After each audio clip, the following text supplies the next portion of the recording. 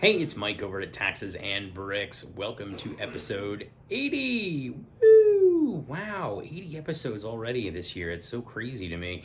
And episode 80 today is the Star Wars UCS Y-Wing. Very exciting. Great set. Had a lot of fun building it. So here's what we're going to do. Give you a quick kind of rundown of the set here, an unboxing. I'm going to flash back in, I think once, maybe twice, maybe three times on the build, and then spend the rest of the build, or the rest of the video rather, talking about what I liked, what I didn't exactly love, and my overall impressions of the set. So stay tuned, strap in, and I hope you enjoy this video. So Boba Fett and the Slave One called, and they're lonely up on the shelf, so I've decided we're going to do another Star Wars set here. So what I've got here is the set number 75181. It's the Y-Wing Starfighter from UCS Y-Wing Starfighter from the Lego Star Wars line. It is 1,967 pieces.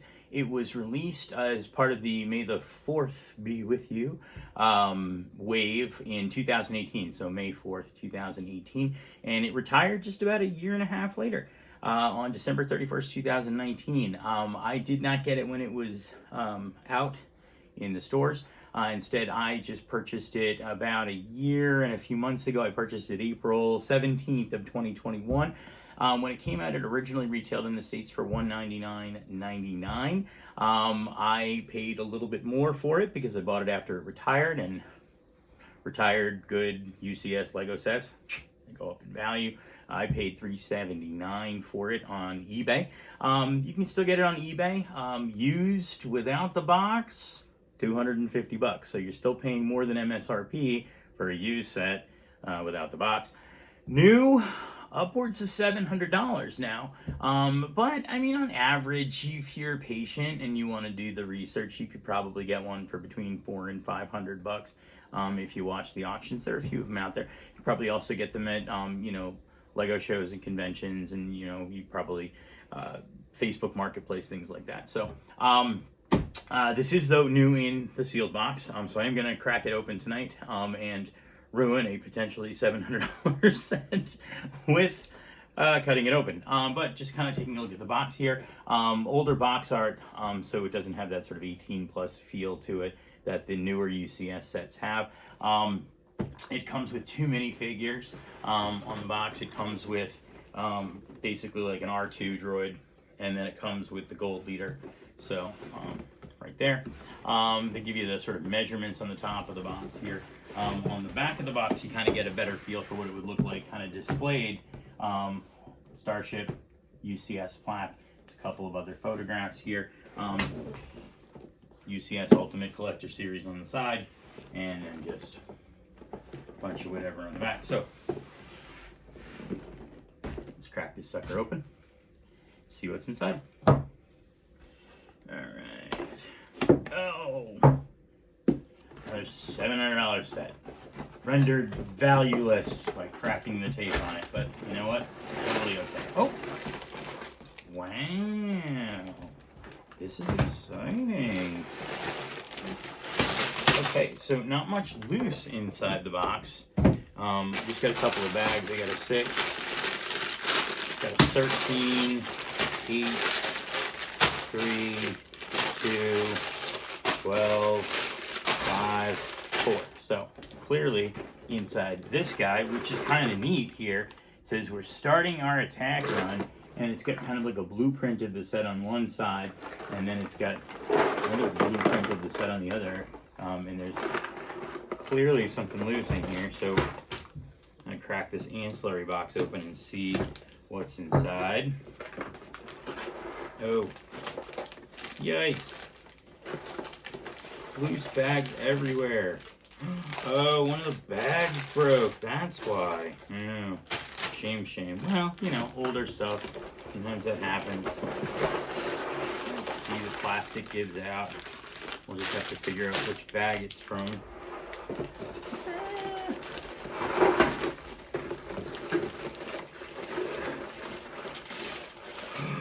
Pet peeve of mine. Oh no. bent manual. Shameful. 14 cents. They couldn't have put a piece of cardboard behind it? Yeah, whatever. I'll flatten that out for a little while. But the sticker sheet's in there and that looks intact. I still have no idea which bag these loose pieces came from. But that's not a big deal. That's happened before. Oh, I think I figured it out. It's this bag. That one's got a hole in it. Bag number 7. Oh, wow. No biggie. About 20 or so pieces came out. That's nice and empty now. So I think I saw bag 13. I didn't see anything higher than that, so I think we're working with 13 bags here. 1,967 pieces. So, I mean, maybe we're talking a couple of nights, 6, 7, 8 hours. So, yeah, I'm just going to get cracking on this thing. I'll flash back in as I kind of hit different parts of the build. Yeah, I'm really looking forward to this. I really like this set. It's very detailed and intricate, and there's a lot of little pieces and wirings and little greebling all over it. So I think it's going to look really, really good up on the shelves next to the Slave one and everything else that's going to get built from the Star Wars wave. So I'm just going to get started here tonight, and I'll flash back in when I hit another stopping point. We'll see what happens. All right, so I think we're at a good stopping point, kind of flashback in on things here. So I am up through bags 9, or bag 9. I'm going to be doing bag 10 real soon. And so this is what 1 through 9 has basically built, which is almost the entirety of the Starfighter and the cockpit, and then the beginnings of the 2 engines, which are probably going to stick on here, which they are going to stick on here, probably they're going to. What's I think been kind of the most interesting and sort of tedious part of all this is that this has got a ton of itty bitty little pieces. So all of these little kind of hoses and, you know, kind of wires and little plates and sort of openings and hatches and, you know, kind of mechanical looking features to it. It's all one tiny little piece here and there. So, you know, while a good bit of it has been, you know, sandwiching plates on the bottom and building kind of upwards a little bit, it's been a lot of tiny little details. And, you know, my clumsy fingers, not so much. What I like about this so far versus some of my other vehicle builds, especially the Slave one, is this cockpit kind of opens up really easily without having to remove anything, which I think is kind of nice. We got a cannon up front, 2 cannons up front, a cannon on the top of the cockpit. This rotates, and there's something going on in the, you know, I don't know what the deal is with that, and whether there's going to be something that controls it, I don't know, or maybe that's just kind of a feature to add to the, you know, intricacies of it. Got the 2 engine pieces. That was bag 9. You kind of built them assembly line style, so they're the exact same. You know, one's going to go on this side and the other one's going to go on that side. Let me see, what else did I really like? Oh, so far I found this out. This is going to be a landing gear here, and I think, if I'm not mistaken, it kind of just comes out like this. I guess I'm going to build 2 more of them real soon, so that if you wanted to display it on its side or on its top, you could just kind of set it down on a desk instead of using the UCS stand, which comes with the bag 13, I believe. But I don't know that I'm going to use that, because that's where the UCS stand is going to go, and I really have a feeling that I'm going to want this thing kind of elevated and whatever. But this thing's really cool so far. I'm really liking it. There's been a good bit of stickers. These are stickers here, sticker here, sticker here, sticker here. There's stickers in the cockpit, which was kind of a bit annoying because they're small pieces, but you manage. I mean, it is fine. There's stickers on the sides here. Yeah, no, I'm really enjoying this build so far, and I think I got 10, 11, 12, and 13 left bag-wise. So I'm hoping to have this thing done tonight, especially since I do have to stay up late, because tonight is the big August 1st release. So it's July 31st right now, and I think around midnight, when it clicks over to August 1st, is going to be a bunch of releases coming out, and I want to be online tonight to kind of get them. So I'm going to stay up late, get this thing done, maybe even start another set as we go. So I will probably pop back in next time around with a finished product. And we're done. Set number 75181, the Lego Star Wars UCS Y-Wing Starfighter. 1,967 pieces, took me like 7 hours and 45 minutes to put together. Probably should have taken me a little less time, but as I kind of pointed out earlier, there's just a lot of little teeny itty bitty pieces and details and things, but it's done. I really like it. I really think it looks nice up on the shelves here. And as the shelf gets kind of full, I think that this is going to probably have kind of a commanding presence alongside the Slave One. And I was able to, by the way, bring in the Bespin Guard figure that I left at home. But anyway, back to the Y-Wing. So a couple of things I liked about this set here. We'll start off there. Very detailed. Very, very detailed. Does not really look like a Lego set to me. I mean, it does to a large degree, but I think if you look at it and you step back, it definitely has more of a kind of model feel to it, which is really kind of great. Easy access to the cockpit, I think, was really kind of a plus for me.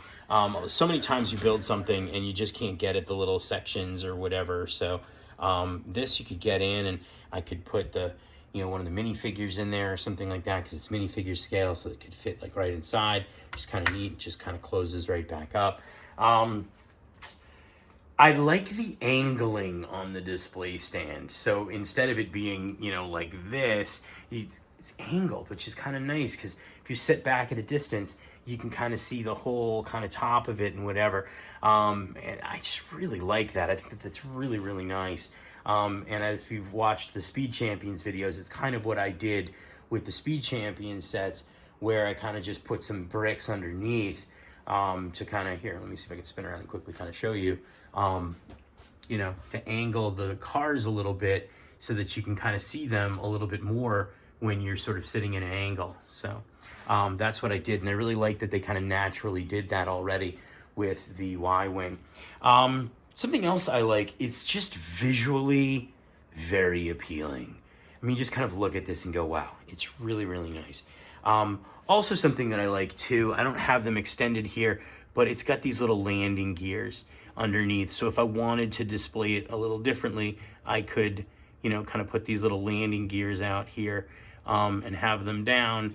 And then, I don't know. I don't think I'm going to do that, but I like that feature. It's kind of a neat feature. It's a very sturdy set. So I did this earlier.